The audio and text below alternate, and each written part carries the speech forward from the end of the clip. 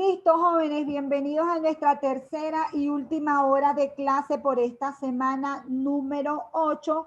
Estamos prácticamente culminando esta primera aproximación a la macroeconomía y que espero que les haya, ¿cómo se llama? Dado una mejor visión de cómo es que funciona la economía en su conjunto.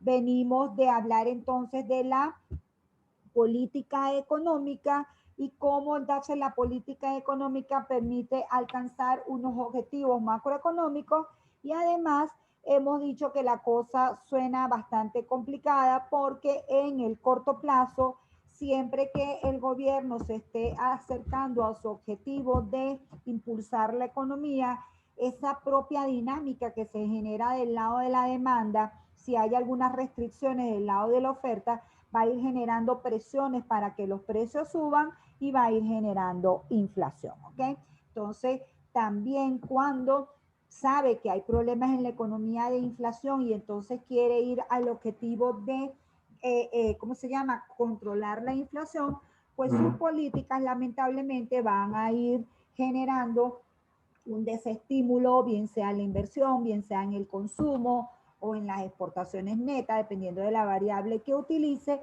y eso va a ir generando una menor dinamización de la economía. Entonces recuerden siempre política económica asociada a movimientos de la demanda agregada, siempre influyendo sobre la demanda agregada, ¿ok? Por supuesto, hay unos señores que son la escuela clásica que dicen que no debería ocurrir los estímulos por el lado de la demanda, sino que siempre deben ser por el lado de la oferta, bien sea con políticas crediticias, bien sea con toda la infraestructura del país que genere competitividad, porque al final de cuentas lo que producen son las empresas, ¿ok? Y entonces una economía para poder crecer de forma sostenida, que es el principal objetivo de la macroeconomía, pues realmente lo que necesita es que se genere ahorro para que ese ahorro pueda ser canalizado a la inversión, ¿ok? De manera tal que todo el esfuerzo del crecimiento económico siempre va a radicar sobre un inversionista, un emprendedor que va a combinar factores productivos, va a lograr producir un bien o servicio y ese bien o servicio se va a vender y va a generar ingresos. Esa siempre es la dinámica básica, ¿ok? De hecho, todas las posibilidades que hemos logrado como sociedades de crecer exponencialmente a nivel de la población y que medianamente, aunque tenemos el mismo planeta, se pueda esas personas satisfacer sus necesidades, es porque ha ocurrido el crecimiento de la aparición del capital como la acumulación de riqueza que permitió comprar y obtener esos bienes y esas maquinarias y equipos, perdón, que aumentaron la productividad del trabajo mucho más allá de lo que se podía esperar y la producción de bienes y servicios mucho más de lo que establecía la naturaleza. Y el factor clave para eso ha sido que ha ocurrido un progreso tecnológico constante, ¿ok? Hemos sido capaces de ir aumentando constantemente la productividad, ¿ok? Entonces, ya si vemos la cosa desde el punto de vista de las escuelas, como les coloco aquí, los economistas siguen enfrentados, tenemos unos economistas que son de la corriente clásica, otros de la corriente keynesiana y otros de la corriente monetarista, los cuales establecen cuáles políticas deberían ser más efectivas, si la fiscal, si la monetaria. Fíjense, hay gente que piensa que la política monetaria es como la que más tiene importancia por el tema de que allí hay unos señores técnicos que tienen un conocimiento bastante amplio de la materia y entonces ellos pueden ir a través de la cantidad de dinero regulando que el crecimiento de la economía económica sea sostenido, ¿ok?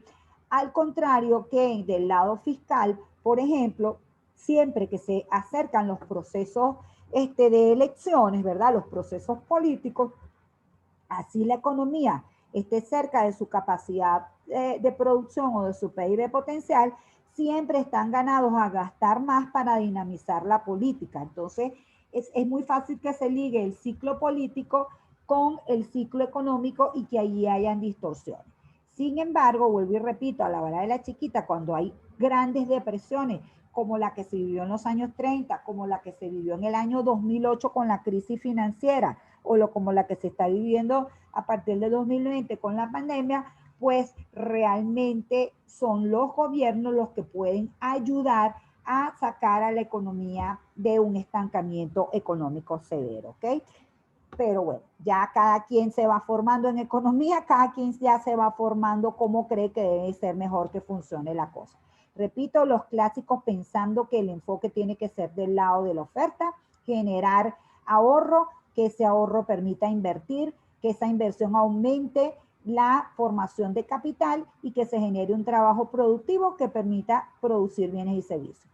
Los keynesianos pensando que del lado de la demanda, siempre que la economía lo necesita, se le puede echar un empujoncito. Obviamente estamos hablando de un esquema donde hay recesión económica. Los monetaristas pensando que el papel del Banco Central, lo vamos a ver después, es clave para que la cantidad de dinero que se suministra a la economía no esté por encima de los requerimientos de la economía, porque siempre que la cantidad de dinero esté por encima de los requerimientos de la economía, pues va a ocurrir inflación, y la inflación sí es un fenómeno terrible, ¿ok?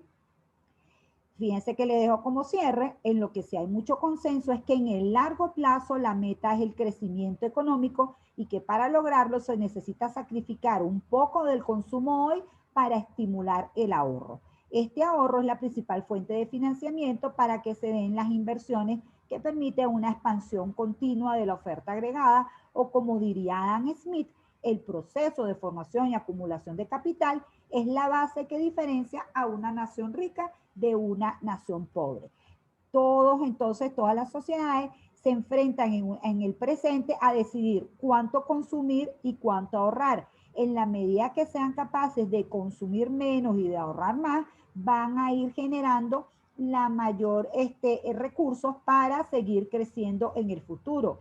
Pero obviamente, ¿qué termina ocurriendo en el presente? Que si el consumo está muy deprimido, hay recesión y hay desempleo en ese momento. Entonces, realmente es un tema allí de conflictos entre el corto y el largo plazo, es decir, entre la producción de bienes y servicios y la producción de bienes y servicios potencial, y todo sobre esa dinámica vamos a seguir nosotros pues dando luces en las próximas, en los próximos temas, obviamente, ¿ok?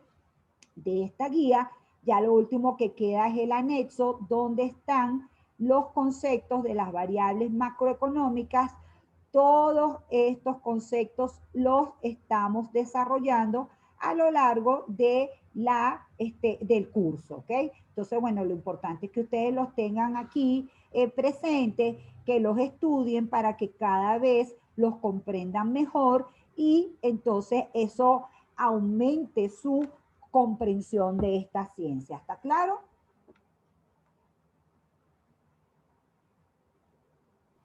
Sí, profe. ¿Alguien tiene alguna inquietud? Todo claro, profe. Chévere. Siendo así, podemos entrar rápidamente al tema número 2. Parece que estas 3 horitas nosotros tenemos que, ¿cómo se llama? Ahorrarlas muchísimo, o rendirlas, mejor dicho, muchísimo. Entonces, ¿ya ven el contenido de la unidad del tema número 2? Sí, profe.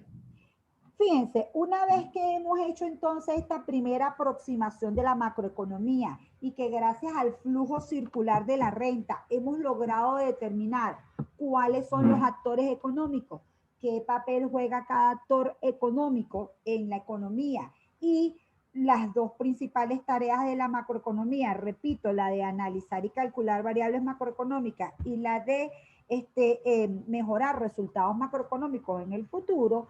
Ahora vamos a entrar de lleno a cómo se calculan las variables macroeconómicas que más nos interesan, ¿ok? Y eso está dividido en 3 secciones: las variables macroeconómicas asociadas a la producción, las variables macroeconómicas asociadas al empleo y las variables macroeconómicas asociadas a los precios. Recuerden que esos son los tres principales variables macroeconómicas. PIB, tasa de empleo y de desempleo y nivel general de precios que obviamente nos lleva a la inflación, ¿ok? Entonces, la primera parte pasa por entender cómo se calcula la producción y la producción se calcula a través del Producto Interno Bruto, ¿ok? De manera que es muy importante de conocer con mucho detalle esta variable que se llama Producto Interno Bruto. Ese crecimiento de ese Producto Interno Bruto es lo que llamamos nosotros crecimiento económico, o sea, esa variación porcentual positiva de ese PIB año tras año es lo que llamamos crecimiento económico. Entonces también vamos a ver cómo se calcula el crecimiento económico y un poco las teorías que están detrás del crecimiento económico. Luego que veamos esa parte de la producción, vamos a ver cómo se calcula el empleo y el desempleo, en concreto cuáles son todos los conceptos que están asociados a el cálculo del empleo y del desempleo, y vamos a hacer lo mismo con la variable inflación y con la variable precio, ¿de acuerdo? Entonces, en ese recorrido me quiero basar en este mapa conceptual que está aquí, ¿ok? Ya nosotros dijimos como preámbulo que el Producto Interno Bruto era la producción de bienes y servicios en el territorio nacional en un periodo de tiempo determinado. Entonces, ¿qué elementos involucran ese PIB? Lo primero que tenemos que entender que son bienes y servicios nuevos producidos internamente. Es un mercado donde lo que queremos saber es cuál es la producción de bienes y servicios que está ocurriendo en ese año. ¿Qué ocurre con los otros bienes y servicios que había antes de que comenzara el año o a principio de año, si lo quieren ver así? Bueno, hay unos bienes que han sido perecederos y se han desgastado, como los alimentos, ¿sí?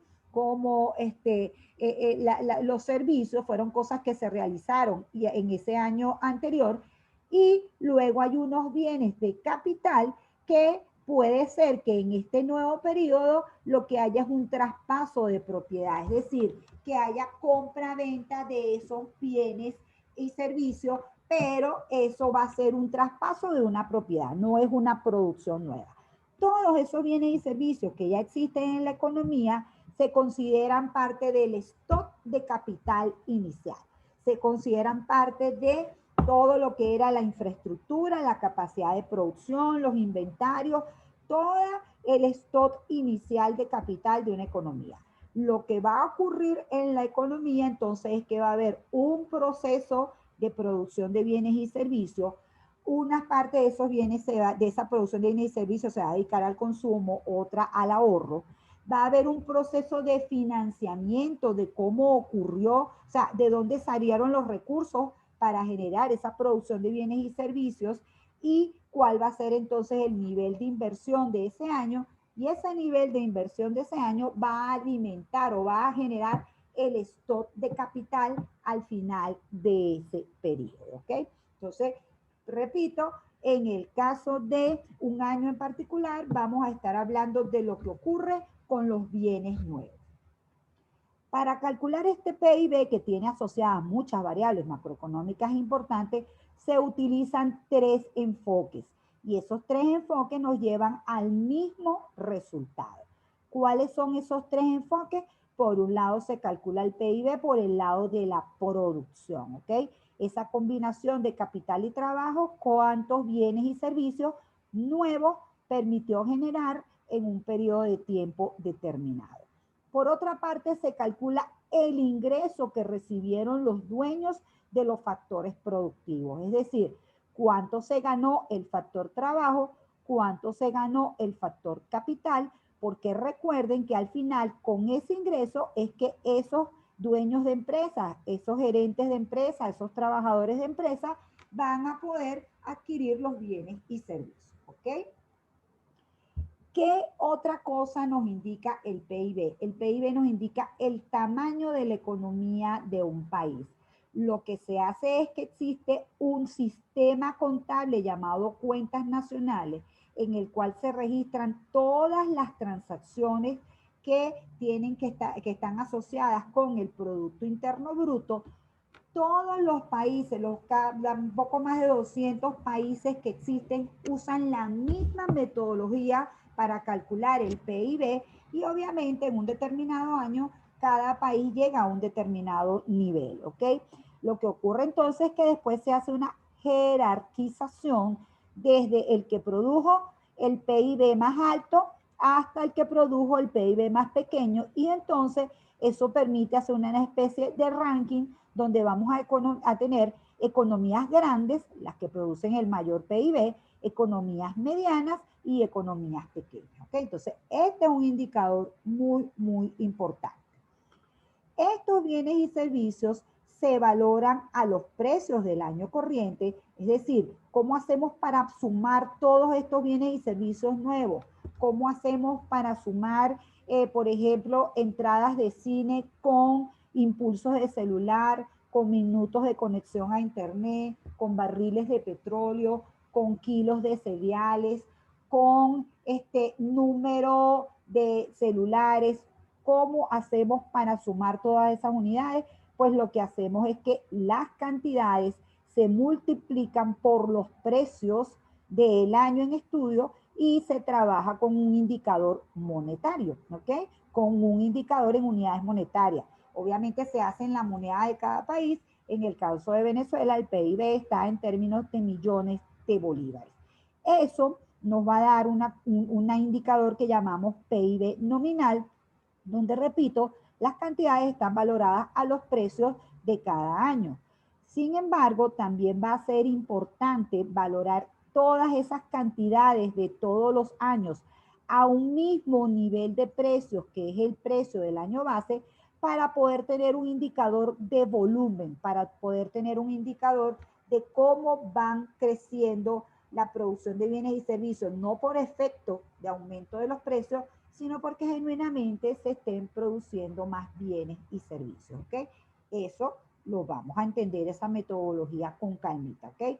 Lo que estamos resaltando ahorita entonces es que los bienes son valorados a los precios del año corriente y a los precios del año base.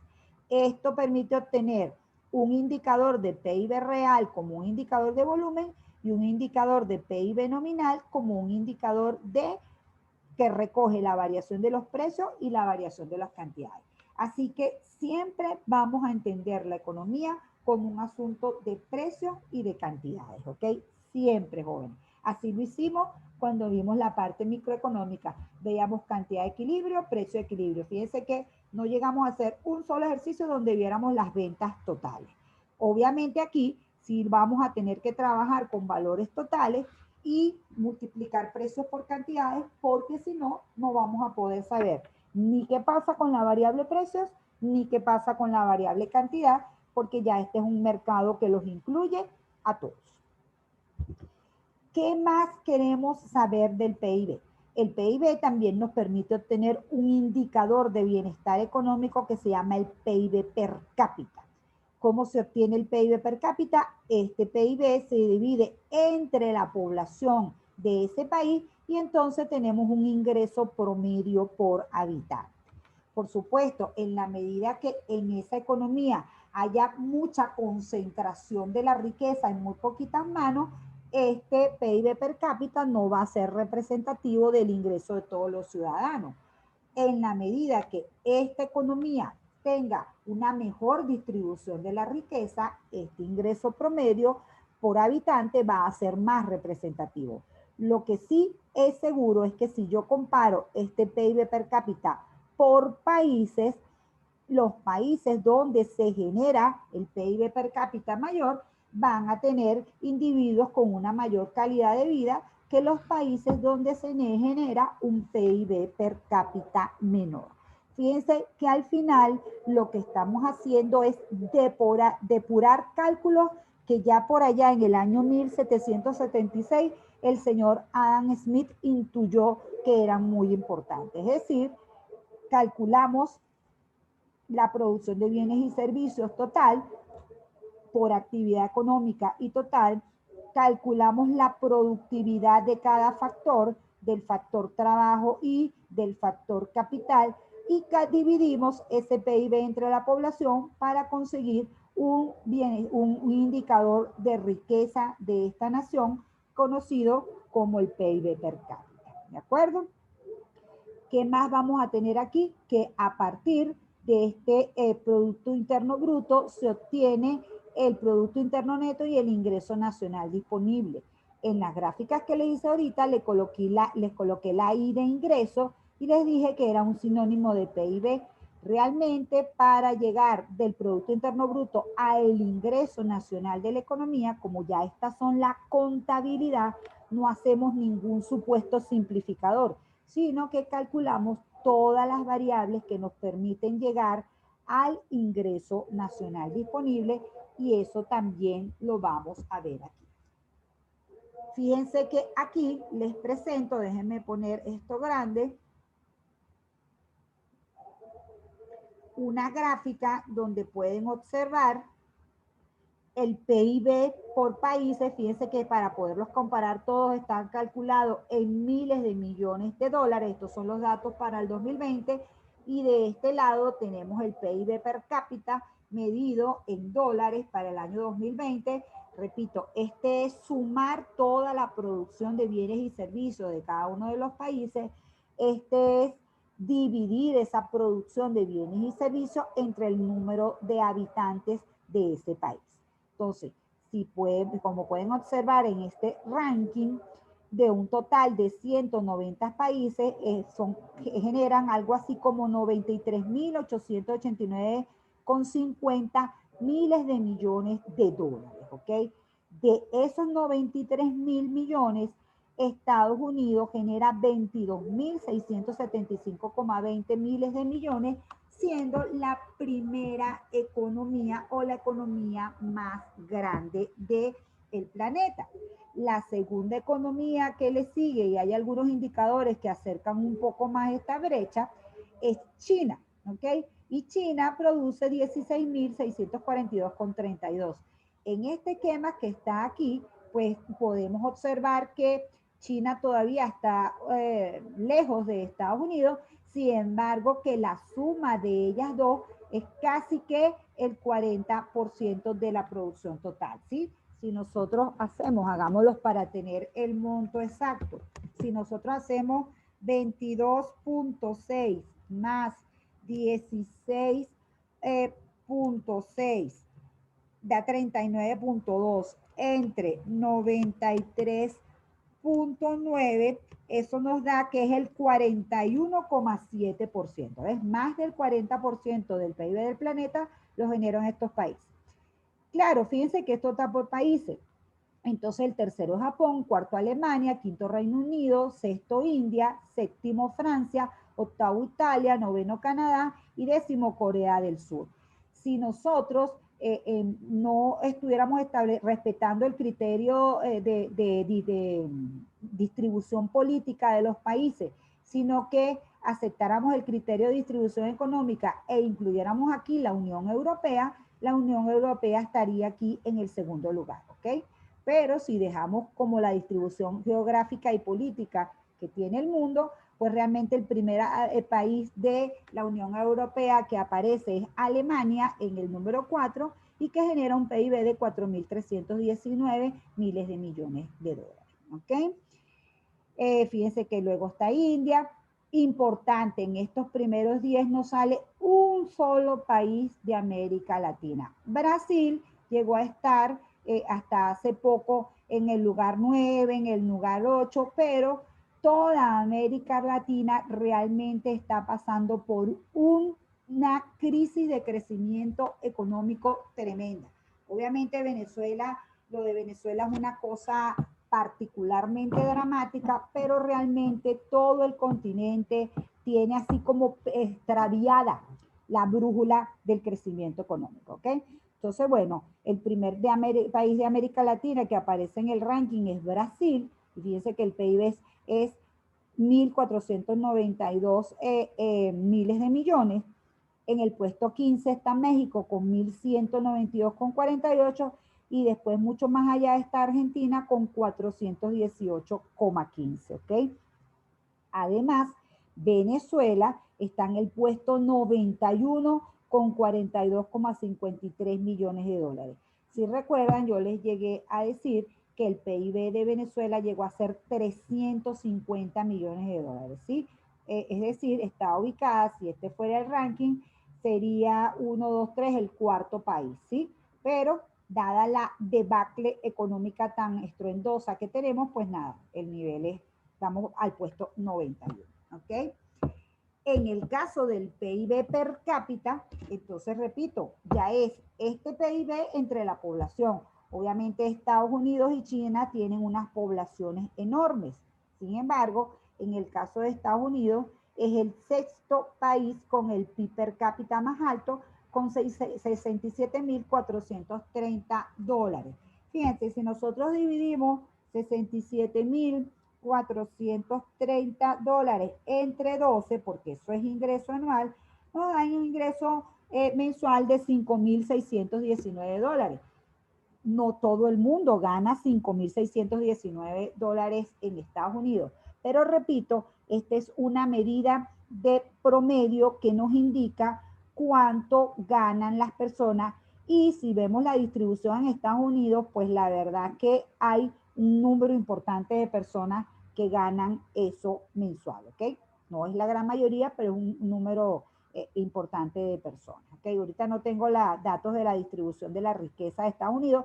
Lo que sí es cierto es que no era tan desigual y se ha hecho cada vez más desigual. De hecho, no sé si han escuchado que esta pandemia, un resultado muy negativo y muy dramático de esta pandemia, aparte de todas las vidas que se han perdido, es que los ricos se hicieron más ricos y los pobres se hicieron mucho más pobres, ¿ok? Así que hay muchísima más presión social. Entonces, bueno, no tengo aquí el caso de China donde está, pero pudiéramos ahorita ver más o menos cuánto es el PIB per cápita, dividiendo esto entre los 1.3 billones de chinos que son, pero tenemos que tener en cuenta las unidades, ¿ok? El caso es que Luxemburgo sería la primera economía con el PIB per cápita más alto, con 116.730. Recuérdense que mucho del sistema financiero funciona en estos países. Suiza, y además son países con poblaciones bastante pequeñas. Suiza tiene un ingreso per cápita de 86.670. Irlanda, ¿alguien me dice este monto? Que no lo veo aquí por mi computadora. ¿Quién me ayuda aquí con este monto?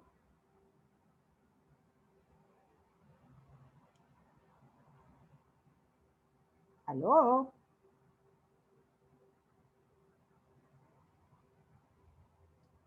Siempre tengo la duda de si están conmigo. A ver, alguien me responde por el chat, Dios mío. Profe, no entendí la pregunta. A 80.260. Gracias, Sara. Dios te bendiga. Otra vez salvas la partida.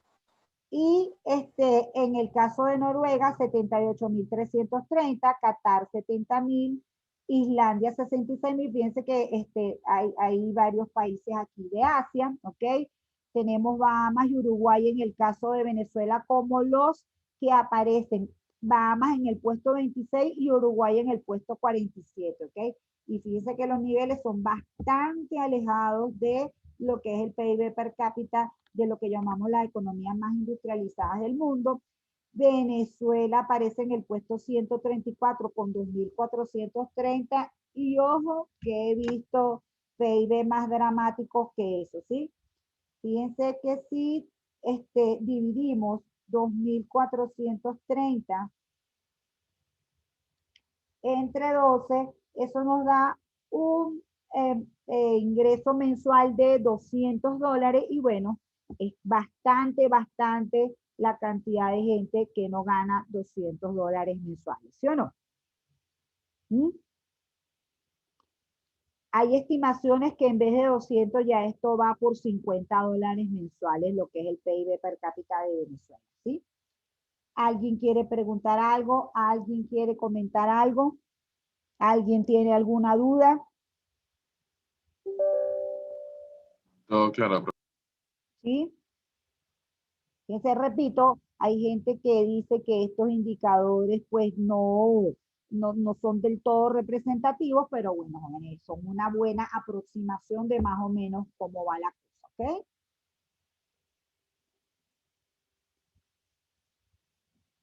Esto está en ese momento en el que uno no sabe si va o viene. Déjenme salirme de aquí y volver a entrar porque me pasa que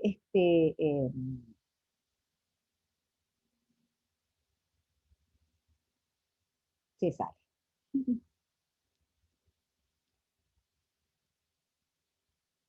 Ok, entonces, si todo está claro, sigo, joven. Este PIB, entonces, en esta dinámica dijimos, bueno, este PIB se valora a precios corrientes y se valora a precios constantes, ¿ok? ¿Y qué significa eso? Cuando valoramos el PIB a precios corrientes, las cantidades producidas están valoradas a los precios del año en que son calculadas. También se conoce como PIB nominal, ¿ok? Por ejemplo, para medir el PIB del año 2020, la producción de bienes y servicios está valorada a los precios del año 2020. Entonces, no me pierdan de vista esto.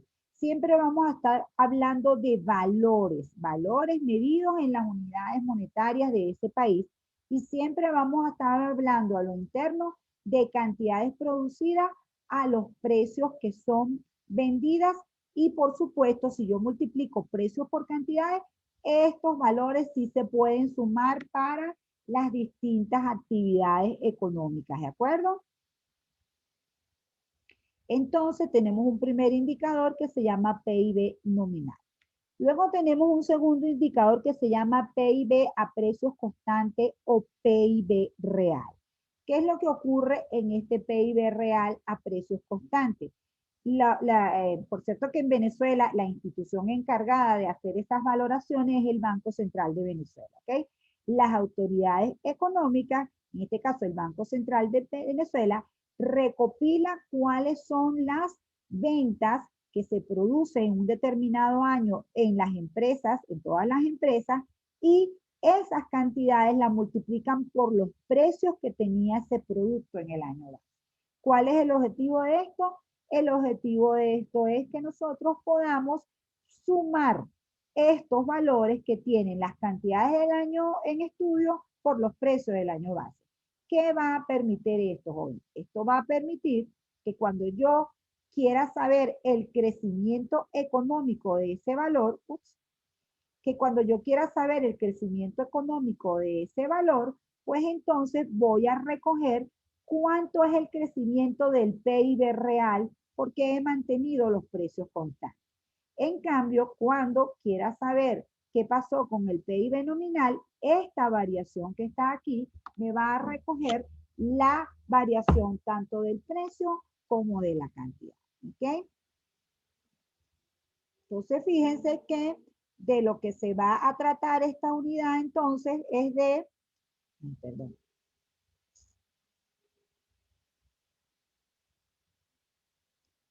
Ay, Dios mío, déjame pararme aquí.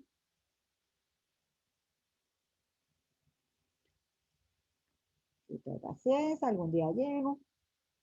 Fíjense que están involucrado muchos cálculos, ¿verdad? Así que necesito que por favor, ahora sí es verdad, que se olviden de su adversión a los números y tengan siempre su calculadora a la mano. Fíjense, jóvenes, de lo que se trata entonces es que las autoridades económicas de los países calculan la producción de los bienes y servicios. Esos bienes y servicios son agrupados en actividades económicas.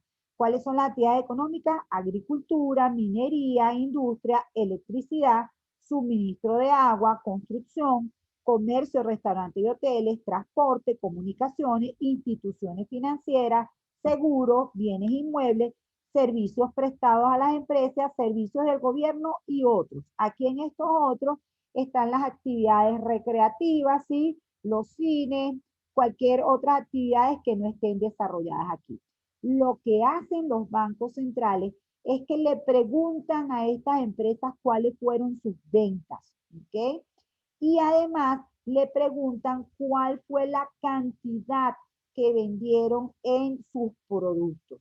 Luego el Banco Central pasa a valorar. Por un lado, mantiene las ventas porque ya la venta recoge las cantidades producidas a los precios del año corriente, y por otro lado calcula esas cantidades, las valora a los precios de un año base para obtener otro valor que dijimos que se llama PIB real, ¿ok? Al final, es importante que entendamos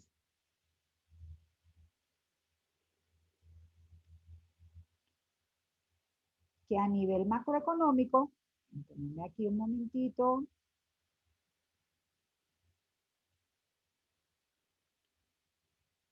a nivel macroeconómico, cuando hablemos de producción de bienes y servicios, ¿verdad? De los que vamos a estar hablando es de las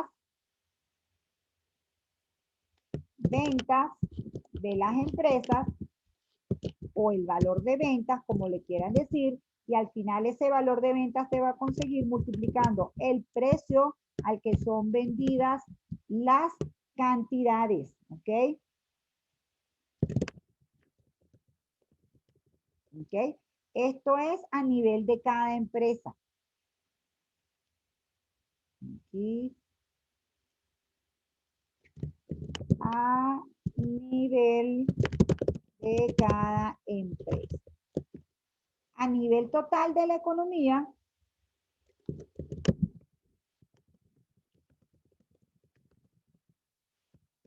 entonces, jóvenes, de lo que vamos a estar hablando es de que existe un PIB nominal, ¿ok?